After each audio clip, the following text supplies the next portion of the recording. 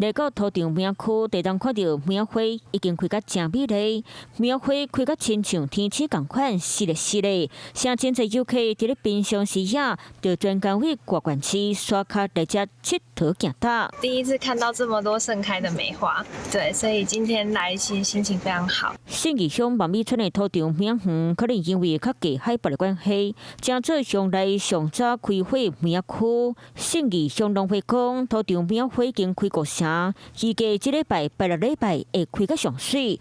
游客想要看速度大紧。我们估计大概在10天，这个土场这个地方呢，可能就会陆续的都凋谢了哈。农民真用心伫咧照顾，苗花大约过10天的赏花期，欢迎游客来遮偷放心情。